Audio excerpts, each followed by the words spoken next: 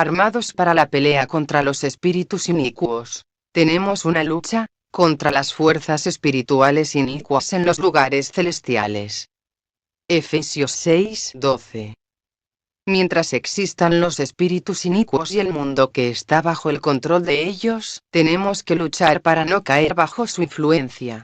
El apóstol Pablo escribió: pónganse la armadura completa que proviene de Dios para que puedan estar firmes contra las artimañas del diablo. Porque tenemos una lucha, no contra sangre y carne, sino contra los gobiernos, contra las autoridades, contra los gobernantes mundiales de esta oscuridad, contra las fuerzas espirituales inicuas en los lugares celestiales.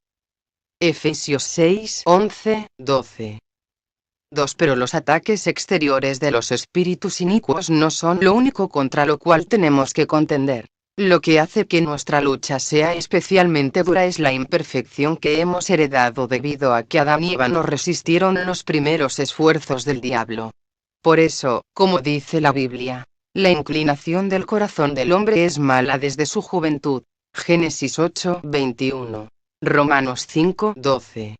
Aún el apóstol Pablo tuvo que luchar para hacer lo que era correcto. Cuando deseo hacer lo que es correcto, explicó él, lo que es malo está presente conmigo. Romanos 7:21-23. El corazón es más traicionero que cualquier otra cosa y es desesperado, declara la Biblia. Jeremías 17:9, que claramente se ve que necesitamos estar armados para luchar contra los esfuerzos de los espíritus inicuos por inducirnos a hacer lo que es malo. La lucha contra los deseos materialistas. 3. Podemos estar seguros de que los espíritus inicuos tratarán de cultivar en nosotros inclinaciones materialistas. Procurarán hacer que seamos tentados por cosas que los ojos desean. 1 Juan 2:16. Recuerde la táctica que Satanás usó desde el principio en el caso de Eva, cómo dirigió la atención de ella al árbol aparentemente inofensivo en el que crecía el fruto prohibido. Una vez que se le había despertado el interés en el árbol y en su fruto, Eva empezó a notar que a los ojos era algo que anhelar. Sí, el árbol era deseable para contemplarlo. Entonces, ¿qué sucedió? Empezó a tomar de su fruto y a comerlo. Génesis 3:6. Los espíritus inicuos usan tácticas parecidas a esta, pues explotan nuestro deseo natural de tener cosas bonitas. Sin duda ellos son los responsables del siguiente razonamiento erróneo que a veces se oye a algunas personas expresar: bueno, si tengo que trabajar para ganarme la vida, de una vez ganaré mucho dinero y conseguiré muchas cosas. Así puedo compartirlas con otras personas. 4. Ciertamente es encomiable el que los testigos de Jehová del día presente que tengan más cosas materiales que otros compartan lo que tienen con los que tengan menos que ellos, como lo hicieron los cristianos primitivos durante sus fiestas de amor. Judas 12. No obstante, ¿qué hay si alguien tiene una segunda intención, y tal vez dé un regalo a otra persona porque sabe que ésta en cambio puede proporcionarle algún privilegio dentro de la congregación cristiana? Esto ciertamente sería incorrecto. Y sería igualmente incorrecto que la persona que aceptara dicho regalo lo pagara con esa clase de favor. El hacer tal cosa sería comparable a dejarse sobornar. El cristiano prudente se guarda de caer en tal trampa en la que cayeron ciertos siervos de Dios del pasado cuando se les confiaron puestos de responsabilidad. 1 Samuel 8:1-3. 2 Crónicas 19:6-7. 5. Cuando las cosas materiales se hacen especialmente prominentes o importantes en la vida de cierta persona, sean cuales sean las supuestas razones por ello, ésta se encuentra en una situación muy peligrosa. ¿Qué puede suceder? Poco a poco, puede suceder que se ahogue la espiritualidad, y esto sí sucede en muchos casos. En una de sus ilustraciones, al describir a algunos de los que habían aprendido la verdad de Dios, Jesús dijo: pero, por ser arrebatados por las inquietudes y las riquezas y los placeres de esta vida, son completamente ahogados y no llevan nada a perfección. Lucas 8:14. Pero, aun si no se ahoga o sofoca la espiritualidad del cristiano que da demasiada importancia a las cosas materiales, puede concluirse que han fracasado las insinuaciones sutiles de los espíritus inicuos. 6 no, pues considere cómo el proceder materialista de dicha persona puede afectar a otros en la congregación. Por ejemplo, cuando los miembros más jóvenes e impresionables de la congregación ven a otro cristiano esforzarse por ganar mucho dinero y conseguir cosas bonitas, ¿se sienten ellos animados a buscar primero el reino de Dios? ¿Qué ha observado usted al respecto? ¿No es cierto que, al notar las aparentes ventajas de tener cosas materiales, las personas que recientemente han emprendido el camino de la verdad se sienten inclinadas a ir en pos de metas materialistas también, lo cual puede llevarlas a su propio desastre en sentido espiritual? 7 Es notable la experiencia de cierto anciano cristiano de Alemania, quien es acaudalado también. Cierto hermano cristiano, que sabía algo acerca de la situación financiera de este, le preguntó por qué conducía un Volkswagen automóvil económico y vivía en un apartamento modesto. El anciano se puso serio y contestó: porque si condujera un Mercedes-Benz automóvil de lujo y viviera de manera ostentosa, podría perjudicar la espiritualidad de mis hermanos y hermanas cristianos. Qué diferente es esta actitud de la que manifiesta el mundo. El hacer una exhibición ostentosa del medio de vida de uno es la manera de comportarse del mundo. 1 Juan 2:16. Según el mundo, el éxito se mide por la cantidad de dinero y las posesiones materiales que la persona tenga. Pero que este nunca sea el caso dentro de la organización cristiana. Tenemos que estar armados para que este tipo de pensar satánico no se infiltre en nuestro propio modo de pensar ni en el de la congregación cristiana. A la misma vez, nuestra propia devoción piadosa junto con el contentamiento resultarán en que no critiquemos a los que parecen vivir de manera demasiado lujosa. 1 Timoteo 6:8. 8 Siempre tenemos que tener presente la actitud y el ejemplo de nuestro Maestro, Jesucristo. Aunque Cristo pudiera haber poseído gran gloria y riqueza, y pudiera haber vivido en lujo, Él no procuró esas cosas. A veces ni siquiera tenía lo que muchas personas consideran las cosas esenciales de la vida. Mateo 4:8, 9, 8:20. ¿Por qué era él tan abnegado? Porque tenía un sentido correcto de lo que era más importante. Reconocía que el hacer la voluntad de Dios tenía prioridad por encima de todo lo demás. Juan 4:34. Consideramos el ejemplo de él y nos esforzamos por imitarlo en nuestro modo de vivir. ¿Para qué estamos viviendo en realidad?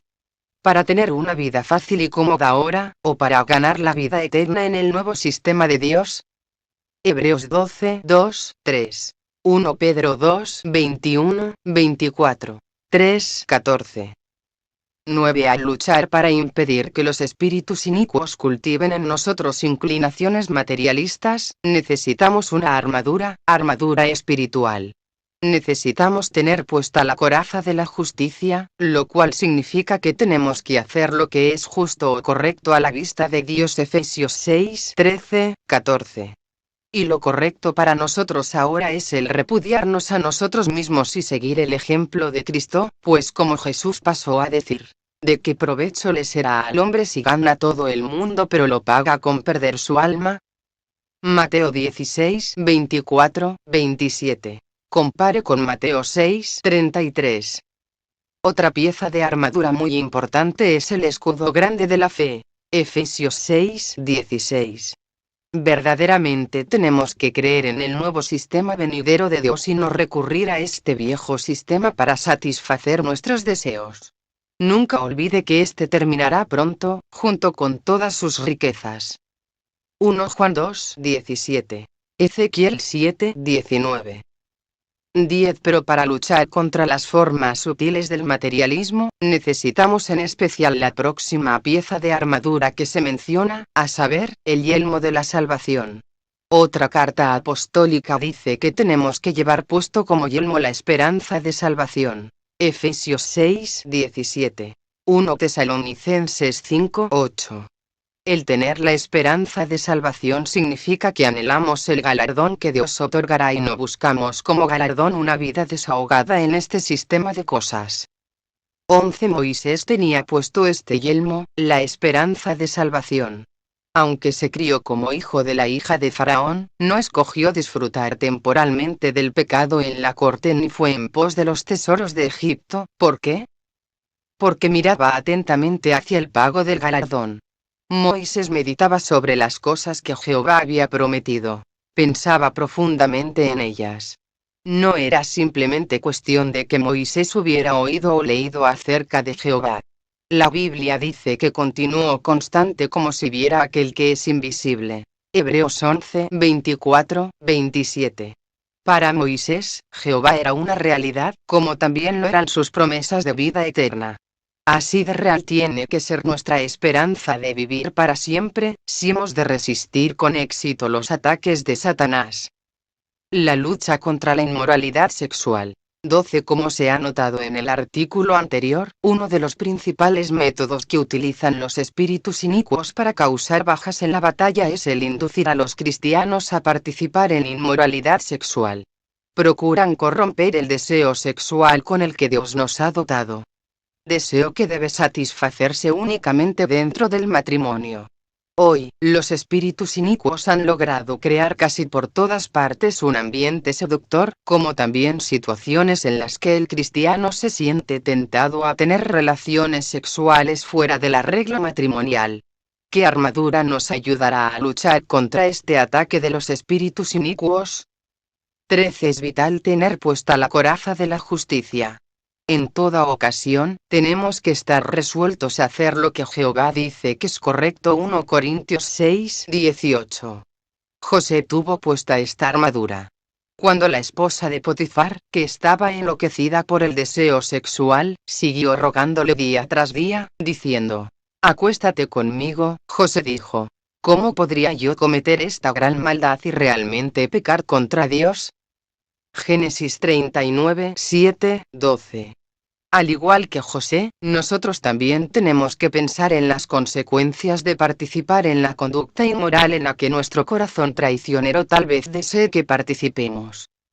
Jeremías 17, 9.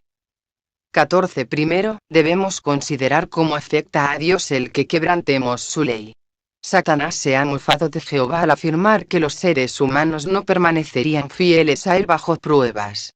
Por eso Jehová insta: sé sabio, hijo mío, y regocija mi corazón, para que pueda responder al que me está desafiando con escarnio.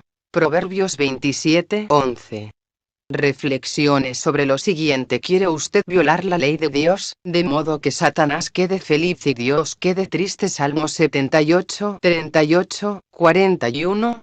Si usted realmente ama a Jehová, ¿cómo podría hacer semejante cosa? Considere también qué es lo sabio hacer. Jehová es el único que puede darle vida eterna. Por eso no sería lo sabio hacer la voluntad de él. 1 Juan 5, 3. Romanos 6, 23. 15. En realidad, los cristianos que sucumben al ataque de Satanás han perdido la visión espiritual. Su falta de visión o vista espiritual puede compararse a la situación en la que se encontró el servidor de Eliseo. Recuerde lo que Eliseo oró a favor de él: oh Jehová, ábrele los ojos, por favor, para que vea. Y el servidor vio, y, mire, la región montañosa estaba llena de caballos y carros de guerra de fuego todo alrededor de Eliseo. 2 Reyes 6, 15, 17. ¿Reconoce usted quién está mirándonos? Es Jehová, y también Cristo y los ángeles. Salmo 11, 4. 34, 7. Hebreos 1, 14. Mateo 18, 10. Estamos en un escenario teatral, por decirlo así. Compare con 1 Corintios 4, 9. Si una persona mantiene este punto de vista bíblico, ¿cómo podría participar en actos de mala conducta sexual, sabiendo que hay quienes están observando sus mismísimas acciones desde arriba? 16. Además, considere cómo afectaría la reputación de la congregación cristiana el que usted siguiera un proceder inmoral. Las personas de afuera pudieran concluir que los testigos de Jehová no son nada diferentes de la gente del mundo y, como resultado de esto, dichos observadores quizás no respondan favorablemente al mensaje dador de vida. 2 Pedro 2, 2. Considere también el sufrimiento que pudiera ocasionar a los miembros de su familia el que usted siguiera un proceder inmoral. Proverbios 10:1. Y, si usted está casado o casada, pregúntese, ¿cómo podría yo cometer semejante crueldad para con mi cónyuge? ¿Qué clase de persona soy yo? Si se consideran todos los factores, no es verdad que el cometer inmoralidad sexual es un proceder totalmente egoísta, falto de perspicacia e insensato. 17. Es cierto que no siempre es fácil evitar la mala conducta. El mismo apóstol Pablo luchó toda la vida contra los malos deseos a los que había estado esclavizado en un tiempo. Escribió: aporreo mi cuerpo y lo conduzco como a esclavo, para que, después de haber predicado a otros, yo mismo no llegue a ser desaprobado de algún modo. 1 Corintios 9:27. Tito 3:3.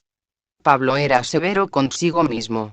Se obligaba a hacer lo que era correcto, aun si su cuerpo deseaba hacer lo que era incorrecto. Usted tiene que hacer lo mismo si ha de tener éxito en la lucha. 18. Para estar totalmente armado se necesita también pedir la ayuda de Dios por medio de orar con regularidad. Efesios 6:18. Pero, no se puede pedir ayuda en oración y luego leer literatura inmoral, asistir a películas inmorales, coquetear o soñar despierto con alguien del sexo opuesto. Hay que esforzarse por lo que se solicita en oración. La lucha contra el modo de pensar independiente. 19. A medida que estudiamos la Biblia, nos enteramos de que Jehová siempre ha guiado a sus siervos de manera organizada. Por eso, tal como solo había una organización cristiana verdadera en el primer siglo, así también hoy Jehová usa solo una organización. Efesios 4:4-5. Mateo 24:45-47. Pero hay quienes indican que la organización ha tenido que hacer ajustes en el pasado, y por lo tanto sostienen que esto muestra que tenemos que decidir por nosotros mismos lo que debemos creer. Este es el modo de pensar independiente. ¿Por qué es muy peligroso? 20. Tal modo de pensar es prueba de orgullo. Y la Biblia dice: el orgullo está antes de un ruidoso estrellarse, y un espíritu altivo antes del tropiezo. Proverbios 16:18. Si llegáramos a creer que sabemos más que la organización, deberíamos preguntarnos: ¿de dónde aprendimos la verdad bíblica en primer lugar? ¿Conoceríamos el camino de la verdad si la organización no nos hubiera guiado? De hecho, ¿pudiéramos arreglárnoslas sin la dirección de la organización de Dios? No, no podemos. Compare con Hechos 15:2, 28, 29. 16:4-5. 21. Cuando tomamos en cuenta las poderosas fuerzas espirituales que están luchando contra nosotros, tenemos que reconocer que sería imposible ganar la batalla por nuestra propia cuenta. Pero, con el respaldo de Dios, y con la ayuda y el apoyo de su organización, la Asociación Mundial de Nuestros Hermanos, no podemos perder la batalla. Salmo 118:6-12. 1 Pedro 5:9. Sin embargo, jamás debemos olvidar que estamos envueltos en una guerra espiritual, y que el tiempo de guerra no es un tiempo de aflojar la mano y disfrutar solamente del esparcimiento y los placeres de la vida. Más bien, es un tiempo de entrenamiento vigoroso, de estar alerta y ser abnegados. El enemigo ha logrado hacer que algunos de entre nosotros se descuiden, y estos han llegado a ser víctimas de la batalla. Que jamás suceda esto en el caso de nosotros.